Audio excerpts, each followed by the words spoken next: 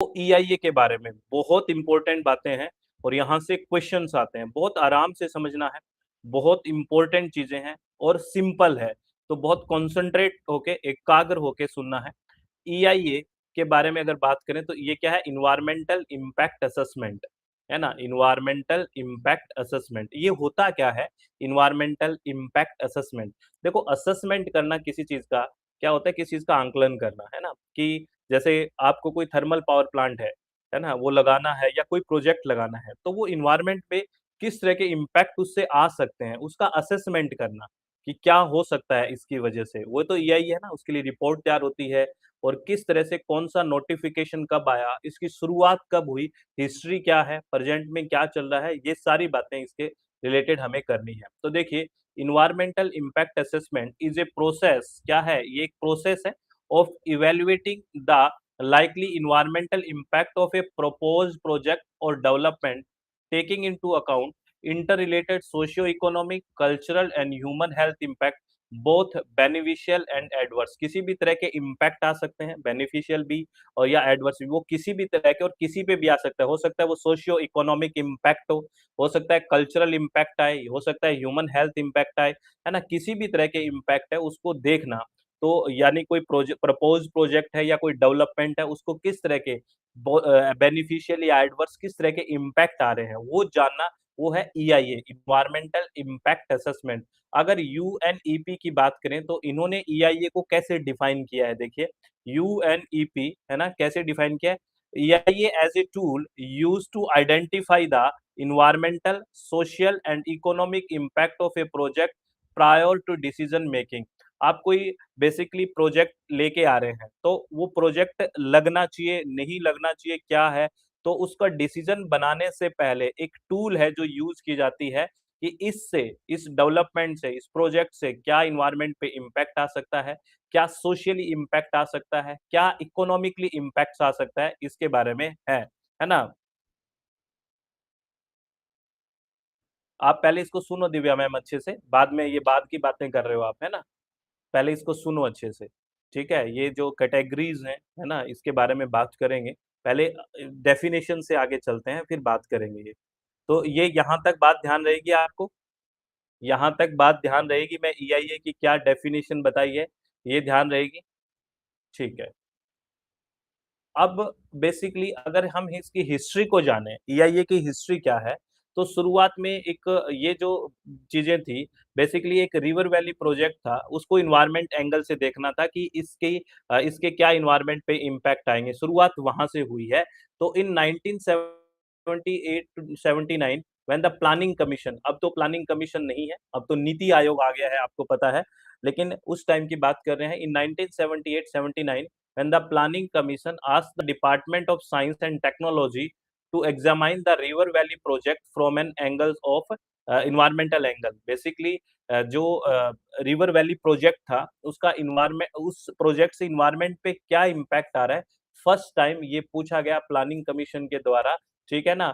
तो वो department of science and technology की के से कि इसको एग्जामाइन करिए कि रिवर वैली प्रोजेक्ट से इन्वायरमेंट पे क्या इम्पैक्ट आ सकते हैं। तो सबसे पहले यहाँ शुरुआत हुई कि इन्वायरमेंट को देखना कि किसी प्रोजेक्ट से इन्वायरमेंट पे क्या इम्पैक्ट आ रहा है, ठीक है, ये ध्यान रहा। तो अगर 1994 तक देखें, टिल 1994 द ईसी यानी environmental clearance from the central government was an administrative decision and lack legislative support. Basically अगर 1994 तक देखें तो इन्वायरमेंटल क्लियरेंस था, जो ईसी था, वो सेंट्रल गवर्नमेंट का एक एडमिनिस्ट्रेटिव डिसीजन था, एक प्रशासनिक एडमिनिस्ट्रेटिव डिसीजन था, वहाँ कोई लेजिस्लेटिव सपोर्ट नहीं था टिल 1994। तो 1994 में और उसके बाद क्या हुआ है, इसके बाद को भी देखना है, ये इंपॉर्टेंट बातें हैं, इनको आपको ध्यान रखना है, ठीक है। देखिए, अब देखिए, सबसे पहले 1986 में बात करेंगे, फिर 1994 में बात करेंगे, फिर नोटिफिकेशन 2006 के बारे में, ये बहुत इंपॉर्टेंट चीजें हैं। देखो 1986, आपको पता है जो इन्वायरमेंटल प्रोटेक्शन एक्ट आया 1986, वो किसकी बाद आया, आपको पता है, भोपाल गैस ट्रेजेडी हुई 1984 में, उसके बाद आया। तो यहाँ इन्वायरमेंट को बहुत फोकस्ड लेजिस्लेटिवली देखा जाने लगा। क्या है, 1986 the following the Bhopal gas tragedy the environmental protection act was passed providing the legal teeth for environmental regulations. यहाँ पे शुरू हुआ इन्वायरमेंटल रेगुलेशन को पूरा लीगली चीजों को देखना, ठीक है। अब 1994 की बात करें, the first mandate on January 27, ये डेट भी याद रखना। The first mandate on January 27, the union ministry of environment and forest MOEF issued the first EIA notification. तो पहला इन्वायरमेंटल इम्पैक्ट असेसमेंट नोटिफिकेशन आया, वो कब आया? 27 जनवरी 1994 में। तो देखिए 1990 first mandate on January 27, the union ministry of environment and forest issued the first EIA notification. This mandate environment clearance a statutory requirement। यहाँ पे शुरुआत में एक इन्होंने दिस मेड इन्वायरमेंट क्लियरेंस, पहले देखो एडमिनिस्ट्रेटिव था। अगर टिल 1994 देखें, हमने पिछली स्लाइड में देखा कि एडमिनिस्ट्रेटिव था, लेकिन यहाँ पे 1994 में क्या किया? This made environment clearance A statutory requirement, है ना, यानी कि एक तरह से स्टैट्यूटरी, यानी कि स्टैट्यूट मतलब लीगली वो एक रूल की कानून में उसमें आ गया, है ना। This made environment clearance statutory requirement for 29 specific activities, है ना, like mining and highways, rather than just an administrative suggestions. जब शुरू में एडमिनिस्ट्रेटिव सजेशन था 1994 तक, उसके बाद 1994 में ये बोला गया स्टैट्यूटरी रिक्वायरमेंट है, लेकिन उसमें जो स्पेसिफाई की गई वो 29 स्पेसिफिक एक्टिविटीज लाइक माइनिंग और हाईवे, है ना, इनको 29 एक्टिविटीज को शामिल किया गया सबसे पहले, ठीक है। उसके बाद EIA notification 2006, the major overall a new notification replace the 1994 version. It decentralize, इसने डिसेंट्रलाइज किया प्रोसेस को, क्योंकि इन्होंने कैटेगरी में डिवाइड कर दिया।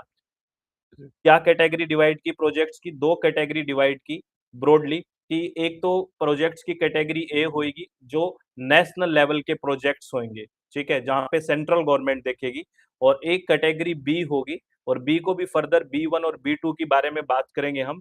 तो पहले बेसिकली इन्होंने दो कैटेगरी बनाई, कैटेगरी ए एक नेशनल लेवल का और कैटेगरी बी स्टेट लेवल का, and made public consultation A mandatory pillar of the process. और इसमें पब्लिक कंसल्टेशन 2006 में जो नोटिफिकेशन आया, एक मैंडेटरी पिलर बना दिया कि पब्लिक कंसल्टेशन होना भी बहुत ज्यादा जरूरी है, ठीक है। ये बात, यानी कि हम बात कर रहे हैं कि EIA कैसे कैसे आया, किस तरह से ये लेजिस्लेशन में आया, चीजें कैसे आई, किस तरह पहले एडमिनिस्ट्रेटिव था, फिर एक स्टैट्यूटरी रिक्वायरमेंट बना, फिर इस तरह से पब्लिक कंसल्टेशन को भी 2006 में एक मैंडेटरी पिलर किया गया।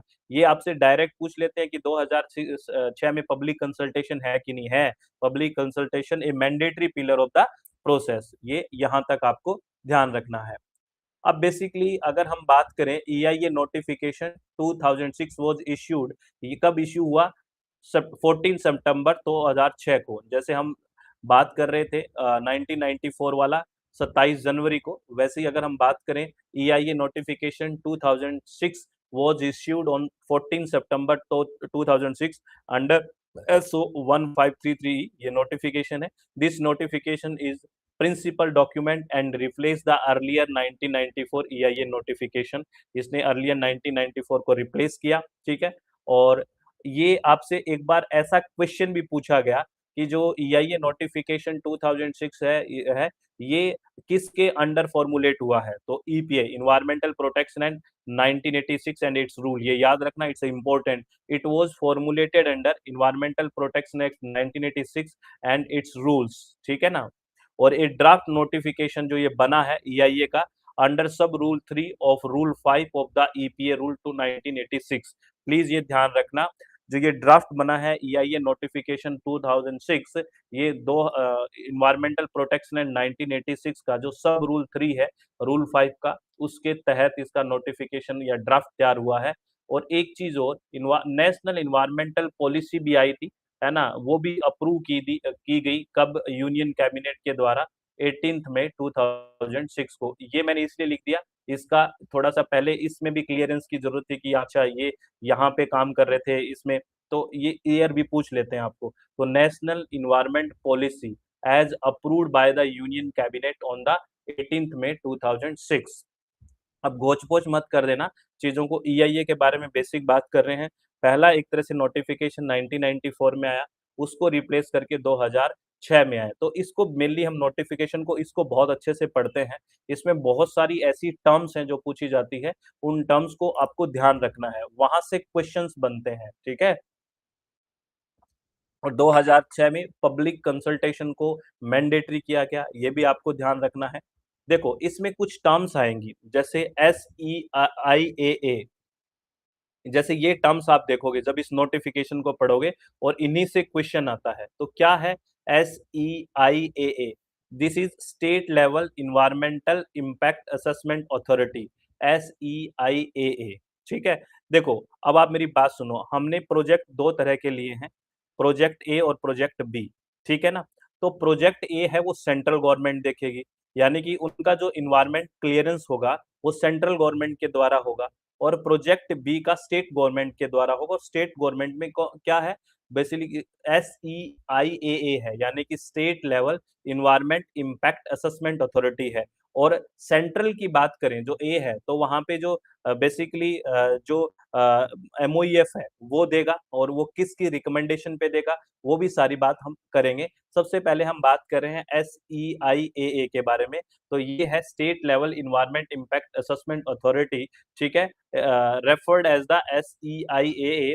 देखो, EIA का तो इन्वायरमेंट इम्पैक्ट असेसमेंट हो ही गया, ठीक है, EIA का तो, और S का फॉर स्टेट है ना, स्टेट लेवल, और A का मतलब यहाँ पे अथॉरिटी है, ये याद रखना, यानी कि state level environment impact assessment authority, ठीक है ना, B constituted by the central government. और ये जो बेसिकली SEIAA बनेगी, ये किसके द्वारा बनेगी, सेंट्रल गवर्नमेंट ही बनाएगा इसको। ये है स्टेट लेवल की, state level environment impact assessment authority है, लेकिन कौन बनाएगा इसको, ये बनाएगी सेंट्रल गवर्नमेंट भी, सेंट्रल गवर्नमेंट ही बनाएगी, और किसके तहत, under sub section 3 of section 3 of the environmental protection act 1986।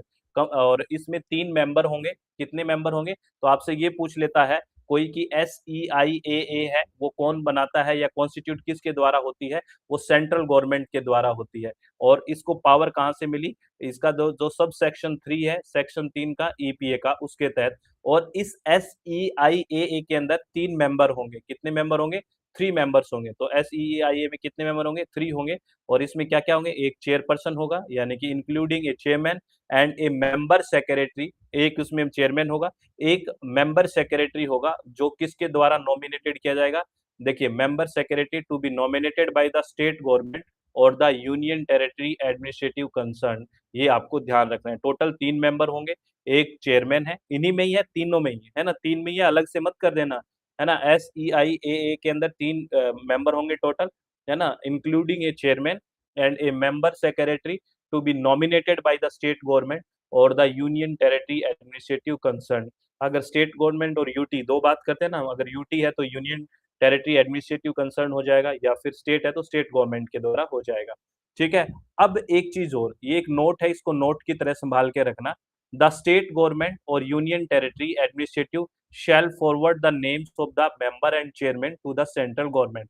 Basically क्या है, हमने बात की है ना, SEIAA कौन बनाएगा, सेंट्रल गवर्नमेंट बनाएगा। तो अगर स्टेट गवर्नमेंट है या यूटी है, तो वो अपने नेम, जो चेयरमैन का नाम है वो है ना, और मेंबर का नाम है, वो फॉरवर्ड करेगी सेंट्रल गवर्नमेंट को, ठीक है ना। तो देखिए लिखा हुआ ना, the state government and union territory administration shall forward the names of the member and the chairman of the uh, chairman to the central government, and the central government shall constitute the SEIAA as an authority for purpose of this notification within 30 days of the date of receipt of the names। ठीक है, यानी कहने का मतलब है, कोई state अपने नाम भेजता है कि हमें SEIAA बनानी है और ये हमारे लिए नाम है, ठीक है, हमने नाम सजेस्ट कर दिए, तो जो सेंट्रल गवर्नमेंट के पास नाम जाएंगे, तो central government with in 30 days जैसे ही नाम ले लेता है, तो 30 डेज के अंदर ये चीज बनाएगा, ठीक है, कि हाँ मेरे पास नाम आ गया, और उनके पास एक टाइम पीरियड है, 30 डेज में वो कॉन्स्टिट्यूट करेगा इसका। तो SEIAA के बारे में बात समझ में आ गई आपको कि ये क्या है, कैसे है, समझ में आई, कौन बनाता है इसको, समझ में आई क्या, पक्का, ठीक है, चलो। SEIAA कौन बनाता है, ये सबको समझ में आई। यानी कि स्टेट लेवल पे जो भी काम करेगा, जो भी बेसिकली रिपोर्ट बनानी होगी, जो भी परमिशन है स्टेट लेवल पे, ये हायर अथॉरिटी है स्टेट लेवल पे। State level environment impact assessment authority, ये ध्यान रखना, जो प्रोजेक्ट्स बी हैं, है ना? अब देखिए नोट, अब मैं आपको एक-एक कीवर्ड की बात करूँगा। एक इसमें आप पढ़ोगे EAC, this is expert appraisal committee, ये होती है सेंट्रल गवर्नमेंट की। क्योंकि हम बात करते हैं प्रोजेक्ट, एक तो ए तरह के प्रोजेक्ट हैं, एक बी तरह के प्रोजेक्ट हैं। ए तरह के प्रोजेक्ट कौन देखा है? सेंट्रल गवर्नमेंट देखती है, और बी तरह के प्रोजेक्ट कौन देखता है? स्टेट गवर्नमेंट देखती है। तो देखो, एक्सपर्ट अप्रेजल कमेटी, इसको शॉर्ट में बोलते हैं EAC, expert appraisal committee at the central government, and SEAC, this is the SEAC क्या है? स्टेट लेवल पे जो होगी, state level expert appraisal committee. याद रखना, वो जो हम बात कर रहे थे, बेसिकली हम बात करें ना पीछे, SEIAA, वो एक अथॉरिटी है, और ये एक बेसिकली क्या है? अप्रेजल कमेटी है। तो इसका काम है, जो EIA रिपोर्ट है ना? जैसे नीचे लिखा हुआ है, मैंने आराम से समझना। SEAC क्या है? ये this is the state level expert appraisal committee, और SEIAA क्या है? State level environment impact assessment authority. जो SEAC है, ये क्या है? एक committee of technical expert evaluate EIA report and provide recommendation to the SEIAA। तो स्टेट लेवल पे दो चीजें होगी, एक तो हो गई SEAC, ठीक है ना? SEAC हो गई।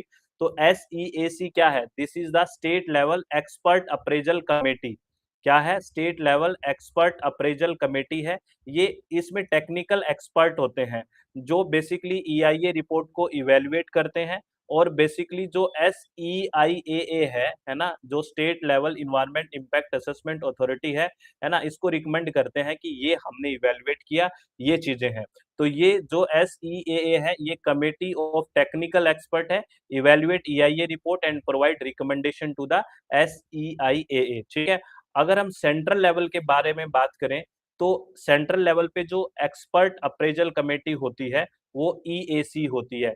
तो जो अगर प्रोजेक्ट ए है, उनको सेंट्रल गवर्नमेंट देखेगा, और सेंट्रल गवर्नमेंट के लिए जो एक्सपर्ट अप्रेजल कमेटी, उसको नॉर्मल बोलेंगे EAC, ठीक है ना? जो इसका इवैल्यूएट करेगी, ठीक है? और स्टेट लेवल को कौन इवैल्यूएट करेगा? SEAC, है ना?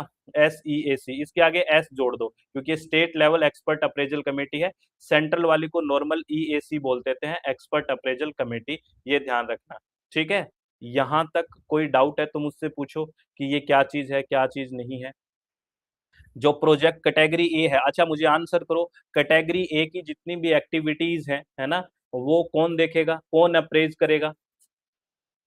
बताओ? सेंट्रल लेवल के या कैटेगरी ए के जो प्रोजेक्ट्स हैं, उनको कौन इवैल्यूएट करेगा?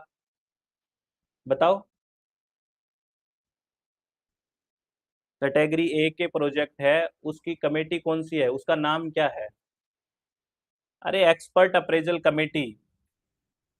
EAC क्या है? EAC, expert appraisal committee, and the central government, and SEAC at the state और the union territory level. State और यूनियन टेरिटरी लेवल पे SEAC होगा, याद रखना, है ना? और स्कोप एंड अप्रेज प्रोजेक्ट और activity in category A, category A को कौन देखेगा? Expert appraisal committee, and category B को कौन देखेगा? State level expert appraisal committee. और जो ये EAC है, जो EAC क्या है? बताइए मुझे, EAC स्टेट लेवल पे है या सेंट्रल लेवल पे? बताओ? EAC स्टेट लेवल पे है या सेंट्रल लेवल पे? सेंट्रल लेवल पे। और SEAC किस लेवल पे है? SEAC किस लेवल पे है? स्टेट लेवल पे। तो इन दोनों की हर मंथ एटलीस्ट मीटिंग होनी चाहिए। तो इसमें याद रखना, EAC and SEAC shall meet at least once every month. तो आपसे ये पूछ लेते हैं कि EAC और SEC की मीटिंग ईयरली होनी चाहिए, 6 मंथ में होनी चाहिए, क्या है नोटिफिकेशन में? Every month, at least once every month. महीने में एटलीस्ट एक बार मीटिंग होनी चाहिए, किसकी? जो एक्सपर्ट अप्रेजल कमेटी है, और state level expert appraisal committee है, shall meet at least once every month. याद रखना, एवरी ईयर नहीं है, एवरी मंथ है। ध्यान रखोगे ये बात? बताओ? अच्छा मुझे एक बात बताओ, जो हम बात कर रहे हैं SEIAA, ये स्टेट लेवल पे है या सेंट्रल लेवल पे? यस, SEIAA, ये किस लेवल पे है? क्या बात कर रहे हो भावना मैम, क्या सुन रहे हो आप? मैं पूछ रहा हूँ SEIAA किस लेवल पे, आप कह रहे हो सेंट्रल पे। SEIAA किस लेवल पे है? स्टेट पे है, ये तो दिख ही रही है। ये क्या है? State level environment impact assessment authority. अभी तक कहाँ कंफ्यूजन में हो? भाई हमने क्या किया है, अब मैं दोबारा आपको समझा रहा हूँ, आराम से समझो, है ना। कोई बात नहीं। अभी हमने क्या है, हमारे पास दो तरह के प्रोजेक्ट हैं, देखिए हमारे पास दो तरह के प्रोजेक्ट हैं, आप आराम से समझिए। हमारे पास दो तरह के प्रोजेक्ट है, प्रोजेक्ट ए और प्रोजेक्ट बी। तो प्रोजेक्ट ए है ना, प्रोजेक्ट ए उसको कौन देखेगा? सेंट्रल गवर्नमेंट देखता है ना। मोटी मोटी अगर बात करें, उसके अंदर की कमेटीज की बात नहीं कर रहे। जो प्रोजेक्ट ए है उसको देख रहा है सेंट्रल गवर्नमेंट, और प्रोजेक्ट बी को देख रहा है स्टेट गवर्नमेंट। और सेंट्रल गवर्नमेंट में जो प्रोजेक्ट ए है, उनके लिए जो अप्रेजल करने के लिए या इवेल्युएट करने के लिए वो कौन है? वो है एक्सपर्ट अप्रेजल कमेटी, जिसको नॉर्मली ईएसी बोला है, और बाय एमओएफ होगा ये, है ना। ये एमओएफ को देगा, है ना, मिनिस्ट्री ऑफ एनवायरनमेंट फॉरेस्ट को देगा कि ये है, ठीक है। और जो बेसिकली प्रोजेक्ट बी है वो स्टेट लेवल के हैं। तो यहाँ पे पहले जाएगा बेसिकली, ये जो जो state level expert appraisal committee है वो इवेल्युएट करेगी रिपोर्ट को, और ये फिर किसको देगी? SEIAA को देगी, ठीक है ना। यानी कि स्टेट लेवल जो इन्वायरमेंट इम्पैक्ट असेसमेंट अथॉरिटी है इसको देगी, तो ये स्टेट लेवल पे है। बात समझ में अब तो आ गई होगी ना, कोई डाउट तो नहीं है?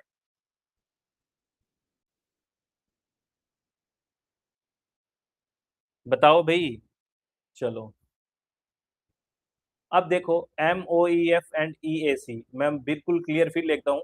देखिए, ऑल प्रोजेक्ट्स और activities including category A in the schedule including expansion and modernization of existing project or activities and change in product mix shall require prior environment clearance, जिसको EC बोलते हैं, from the central government in the Ministry of Environment and Forest on the recommendation of EAC expert appraisal committee to be constituted by the central government.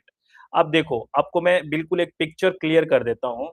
चाहे EAC हो, यानी कि expert appraisal committee हो, चाहे state level expert appraisal committee हो, चाहे state level environmental impact assessment authority हो, ये सब बनेगी तो सेंट्रल गवर्नमेंट के द्वारा ही बनाएगा, तो इसको सेंट्रल गवर्नमेंट ही, ठीक है। लेकिन ये काम करेगी स्टेट लेवल पे, ठीक है ना।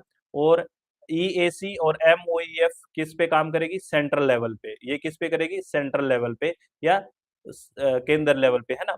और यहाँ पे जो प्रोजेक्ट होंगे, ये प्रोजेक्ट होंगे ए कैटेगरी के प्रोजेक्ट सारे, ठीक है। और यहाँ पे प्रोजेक्ट होंगे सारे के सारे बी कैटेगरी के प्रोजेक्ट होंगे, ठीक है। समझ में आ गई आपको ये बात? समझ में आ गई ना? कोई डाउट नहीं रखना है, किसी भी तरह का डाउट नहीं रखना है। चलो, देखो अब अगर मैं नोटिफिकेशन की बात करता हूँ, ये नोटिफिकेशन की ये जो बातें हैं जो 14 सितंबर 2006 में आया, इस नोटिफिकेशन में कुछ टर्म्स थी जो हमने बात की, कुछ और बातें इस नोटिफिकेशन से रिलेटेड हमें करनी है जो आपको एग्जाम में डायरेक्ट पूछी जाती है। ये जो लिखा हुआ है कि रूल 5 का सब रूल 3 था ईपीए का, उसके तहत ये बात हुई, ये सब बातें मैंने अभी पीछे बताई है आपको, ठीक है ना। ये बेसिकली यहाँ पे जो कैटेगराइजेशन हुआ है प्रोजेक्ट्स और एक्टिविटीज का, वो मैं बात कर लेता हूँ। जो कैटेगरी ए और कैटेगरी बी है, फिर फर्दर कैटेगरी बी को क्लासिफाई किया है B1 और B2 में। आपको पता भी है तो भी आप ध्यान से सुनिए, अपने दिमाग को शांत करते हुए, कुछ नया सीखने को मिलेगा आपको। आपके दिमाग में एकदम ये आता है, नहीं नहीं मुझे पता है ये, नहीं, आप आराम से सुनिए। All projects and activities are broadly categorised to two categories, category A and category B. और ये कैटेगरी ए और कैटेगरी बी बनाई है, वो किसके बेस पे बनाई है? तो based on the special extent of potential impact and potential impact on human health and natural and man made resources.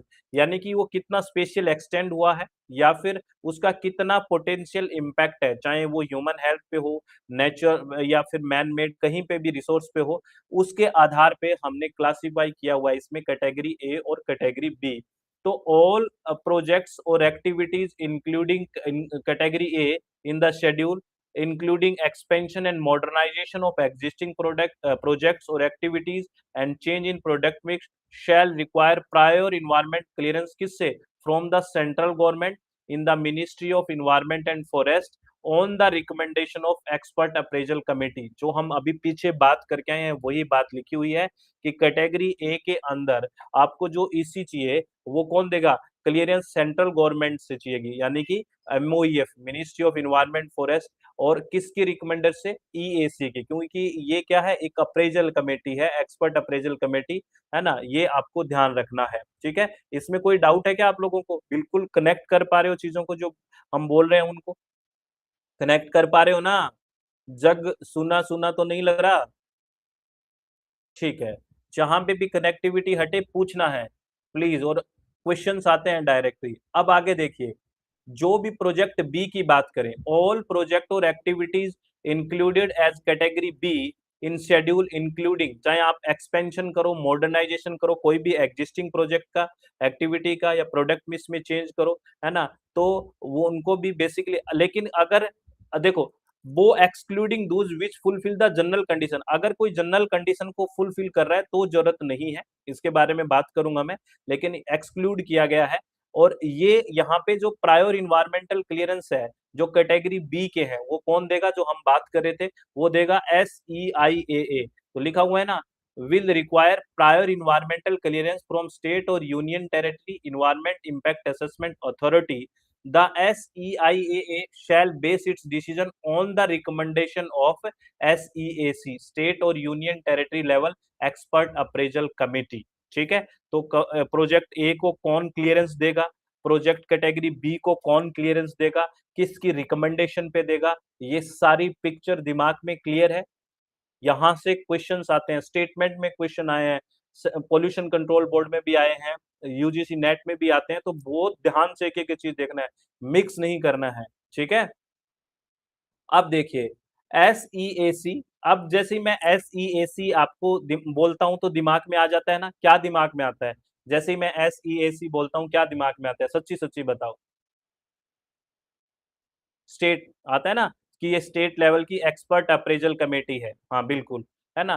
तो SEAC एट द स्टेट और union territory level shall constitute by the central government in consultation with the concerned state government or union territory administrative with identical composition। ये तो हमने बात करी थी कि चाहे वो स्टेट एक्सपर्ट अप्रेजल कमेटी हो या कोई भी हो, बनाएगा सेंट्रल गवर्नमेंट ही, तो यही है, कॉन्स्टिट्यूट कौन करेगा? सेंट्रल गवर्नमेंट, है ना? कंसल्ट कर लेगा वो स्टेट गवर्नमेंट से, लेकिन बनाएगा वही, है ना? द सेंट्रल गवर्नमेंट में with prior concurrence of the concerned state government or union territory administration constitute SEAC for more than one state or union territory for a region of administrative convenience and cost। अब आप देखिए, एक जो SEAC है, यानी कि कोई एक कमेटी बनी, स्टेट एक्सपर्ट अप्रेजल कमेटी, वो एक को मोर देन वन स्टेट और यूनियन टेरिटरी के लिए भी रख सकते हैं। जैसे एक गवर्नर होता है, आपने सुना होगा, वो दो या दो से अधिक राज्य का भी हो सकता है ना? जरूरी नहीं है कि हर एक का हो सकता है, कोई दिक्कत नहीं, हमारे कॉन्स्टिट्यूशन में लिखा हुआ है। तो ऐसे ही जो SEAC है, जो state level expert appraisal committee है, वो एक बना दी, वो एक कमेटी बना दी, वो एक दो या दो से ज्यादा एक स्टेट या यूनियन टेरिटरी को उससे ज्यादा भी देख सकती है, डिपेंड्स ऑन सेंट्रल गवर्नमेंट कि वो क्या चाहती है, क्योंकि वो कन्वीनियंस के अकॉर्डिंग और कॉस्ट के अकॉर्डिंग ऐसा कर सकता है। तो हम लिखा हुआ है ना, constitute one SEAC for more than one state और union territory for reason of administrative convenience and cost, ये आपको ध्यान रखना है। लेकिन एक मेन बात, अच्छा मुझे एक बात बताओ, जो हम बात कर रहे थे एक्सपर्ट अप्रेजल कमेटी, EAC किसके लेवल पे है बताना? एक्सपर्ट अप्रेजल कमेटी किस लेवल पे? स्टेट पे या सेंट्रल पे? सेंट्रल पे। और एक है state level expert appraisal committee, ये आ गई स्टेट लेवल पे। तो मुझे एक बात बताओ, इनकी मीटिंग कब होनी चाहिए? मिनिमम एटलीस्ट कितनी मीटिंग होनी चाहिए? एटलीस्ट कितने दिन में? कितने दिन में एटलीस्ट? हाँ, वन इन मंथ, है ना? ये होना चाहिए। अब आपको ये क्वेश्चन तो ये है, लेकिन अगर आपको ये पूछे कि जो EAC बनाई है, यानी कि एक्सपर्ट अप्रेजल कमेटी बन गई, सेंट्रल गवर्नमेंट ने बनाई, या फिर state level expert appraisal committee बन गई जो सेंट्रल गवर्नमेंट ने बनाई, वो रिकॉन्स्टिट्यूट कब होगी, यानी कि वो आफ्टर 3 ईयर रिकॉन्स्टिट्यूट होगी। ऐसे नहीं आज बना दी हमेशा के लिए होगी या 5 साल के लिए, ज्यादातर 5 साल दिमाग में आता है जो है ना, ये 3 साल के लिए है। तो देखना कोई भी जो ईएसी बनी है, एक्सपर्ट अप्रेजल कमेटी बन गई या फिर कोई state level expert appraisal committee बन गई, shall be reconstitute after every 3 years, है ना, रिकॉन्स्टिट्यूट होगी हर 3 साल के बाद। इट्स अ वेरी इंपॉर्टेंट, ये ध्यान रखना कि हर 3 साल के बाद ये रिकॉन्स्टिट्यूट होगी। मतलब इनमें जो लगेंगे चेयरपर्सन वगैरह, उनका कार्यकाल, उनका कितना टेन्योर हो गया, 3 ईयर का हो गया, क्योंकि 3 साल के बाद रिकॉन्स्टिट्यूट होगी ये चीज। ठीक है, तो ये ध्यान रखना, ध्यान रखोगे? अरे ध्यान रखोगे क्या? चलो, अब आपको एक चीज और मेन बात बता रहा हूँ। ये नीचे वाला पढ़ के बता रहा हूँ, इसको समझना बहुत आराम से, बहुत इंपॉर्टेंट बात है। ये कह रहा है the authorised member of the EAC. अच्छा, ईएसी आते ही आपके दिमाग में क्या आ रहा है? जैसे ईएसी आया, क्या दिमाग में आया? Central government, very good. The authorised members of the EAC and SEAC concern may inspect any sites connected with the project or activity in respect of which the prior environment clearance is sought for the purpose of screening or scoping or appraisal। अब ध्यान से समझिए क्या कह रहा है। The authorized member of the expert appraisal committee and state level expert appraisal committee concerned may inspect कर सकते हैं, निरीक्षण कर सकते हैं, may inspect any site connected with the project, कोई भी प्रोजेक्ट चल रहा है उससे कोई भी साइट कनेक्ट है कि इस प्रोजेक्ट पे काम चल रहा है, उसकी किसी भी साइट को कोई भी ऑथोराइज्ड मेंबर इंस्पेक्ट कर सकता है ना, कि क्या वहां पे एक्टिविटी चल रही है। इन्वायरमेंट क्लियरेंस देने से पहले वो जाके निरीक्षण कर सकते हैं, है ना, कि वहां पे स्क्रीनिंग और स्कोपिंग क्या हो सकता है। देखिए, लेकिन उसको क्या करना पड़ेगा? With prior notice at least 7 days to the applicant. जो अप्लीकेंट है वहां, जो काम कर रहा है, अप्लीकेंट है, उसको प्रायर नोटिस देगा एटलीस्ट 7 डेज का, क्योंकि वो उसको नेसेसरी फैसिलिटीज प्रोवाइड कर दे इंस्पेक्शन के लिए, है ना, कहीं जाना है, कुछ जाना है, वहां तक पहुंचाना है, तो नेसेसरी उसको क्या बोले, फैसिलिटीज। तो आपसे ये पूछा जा सकता है कि अगर इंस्पेक्ट तो कर सकते हैं कोई ईएसी और एसईएसी का ऑथोराइज मेंबर है, तो उसको प्रायर नोटिस एटलीस्ट कितने दिन का देना होता है? 7 डेज का टू द अप्लीकेंट। तो लिखा हुआ है ना, with prior notice of at least 7 days to the applicant who shall provide necessary facilities for the inspection। जो उनको necessary facilities provide करवा दे इंस्पेक्शन के लिए, कहीं जाना है उनको बताए, तो 7 दिन का एक necessary एक नोटिस दे दे, प्रायर नोटिस। ठीक है, तो यहां तक पिक्चर क्लियर है दिमाग में? यहां तक कोई डाउट है तो आप पूछिए मुझसे। सबको पिक्चर क्लियर है? ठीक है भाई, सब लोग बोला करो यस और नो, सबको पिक्चर क्लियर है? अब बेसिकली अगर हम बात करते हैं कैटेगरी ए पर, अब यहां से भी क्वेश्चन, एक डायरेक्ट क्वेश्चन पूछ लेते हैं, है ना, जैसे कैटेगरी बी को हम आगे फर्दर क्लासिफाई करते हैं। देखिए, category A project require mandatory environment clearance. तो कैटेगरी ए में तो जितने भी प्रोजेक्ट्स हैं इनके लिए ईसी की जरूरत है, इन्वायरमेंट क्लियरेंस की जरूरत है ही, तो इसका किसी भी तरह से स्क्रीनिंग नहीं होगा। यानी कि जो कैटेगरी ए के प्रोजेक्ट हैं उसमें किसी भी तरह का स्क्रीनिंग नहीं होगा। स्क्रीनिंग किसका होता है?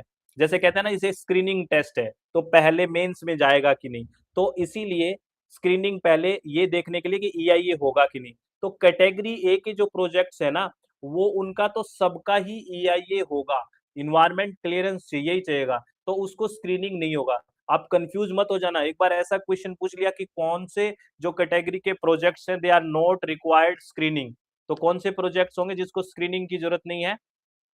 स्क्रीनिंग की जरूरत नहीं है, they don't undergo the screening process. तो कैटेगरी ए के प्रोजेक्ट्स को स्क्रीनिंग की जरूरत ही नहीं है, उनको तो मैंडेटरी है इन्वायरमेंट क्लियरेंस, उसको स्क्रीन आउट करने की जरूरत ही नहीं है। याद रखना ये, इट्स इंपॉर्टेंट। तो category A projects require mandatory environment clearance and thus they don't undergo the screening process, ये ध्यान रखना। अब कैटेगरी बी की बात करते हैं। कैटेगरी बी में क्या है, देखिए, कैटेगरी बी में category B projects undergo screening process. Category B project ही स्क्रीनिंग में जाते हैं, और उनको स्क्रीनिंग से देखते हैं कि कहाँ पे ईआईए की जरूरत है, कहाँ पे ईआईए की जरूरत नहीं है, स्क्रीन आउट करने की कोशिश करते हैं। तो बी प्रोजेक्ट का हमने स्क्रीनिंग किया, तो जिनको हमने कैटेगरी बी1 में डाला, यानी कि ऐसे प्रोजेक्ट जो बी1 कैटेगरी में है, वहां पे ईआईए मैंडेटरी है, ठीक है ना, मैंडेटरी रिक्वायर्ड ईआईए, ठीक है। और जो कैटेगरी बी2 में आ गया, जो प्रोजेक्ट्स कैटेगरी बी2 में आ गए, दे डोंट रिक्वायर ईआईए, वहां पे ईआईए की जरूरत नहीं है, ये ध्यान रखना। जहां पे बेसिकली क्या है, जो बी2 कैटेगरी के आगे, तो हम कह सकते हैं category A projects and category B one project undergo EIA process, जबकि जो कैटेगरी बी2 है, they are excluded from complete EIA process, ठीक है, ये बात आप समझ गए, अरे समझ गए ना। तो बी2 कैटेगरी के हैं, उनको दे डोंट रिक्वायर ईआईए, ठीक है। कैटेगरी ए में स्क्रीनिंग की जरूरत नहीं है, क्योंकि उनको इसी की जरूरत है, इन्वायरमेंट क्लियरेंस मैंडेटरी है। फिर हमने कैटेगरी बी में स्क्रीनिंग की जरूरत है, तो कैटेगरी बी में स्क्रीनिंग करके जो हमने बी1 में डाला, उन प्रोजेक्ट्स का कंप्लीट ईआईए मैंडेटरी है। जो बी2 में आ गया, दे डोंट रिक्वायर ईआईए, उनको ईआईए की जरूरत नहीं है, ठीक है। ध्यान रखना, ये कैटेगरी ए में स्क्रीनिंग की जरूरत नहीं है, कहीं आप मिक्स कर दो बात। स्क्रीनिंग का मतलब यहाँ पे सोचने की भी जरूरत नहीं है, स्क्रीन आउट करने की जरूरत है ही नहीं, ठीक है, कि कहाँ जरूरत होगी कि नहीं, यहाँ तो कंप्लीट इसी की जरूरत है। स्क्रीनिंग की जरूरत है प्रोजेक्ट बी में, ठीक है ना। और प्रोजेक्ट बी में जो बी1 कैटेगरी में आ गया, वहां पे ईआईए मैंडेटरी है, जो बी2 में आ गया, डोंट रिक्वायर ईआईए, ये ध्यान रखना। तो ये बातें आप ध्यान रखोगे, बताओ भाई, ध्यान रखोगे, यस और नॉट? ठीक है, चलो। इसके बाद बेसिकली अब स्टेज है प्रायर इन्वायरमेंट क्लियरेंस। इसी के लिए कोई भी नया प्रोजेक्ट है, उसके लिए कुछ स्टेजेस है, जैसे स्क्रीनिंग, स्कोपिंग, पब्लिक कंसल्टेशन और अप्रेजल। इसके बारे में हम नेक्स्ट क्लास में पढ़ेंगे। तो ये सारी बातें नेक्स्ट क्लास में पढ़ेंगे, टीओआर वगैरह में, पब्लिक हियरिंग, अप्रेजल, है ना, ग्रांट ऑफ रिजेक्शन, ये क्वेश्चन, ये सब बातें नेक्स्ट क्लास में करेंगे। तो अपने चित्त को शांत रखें, खुश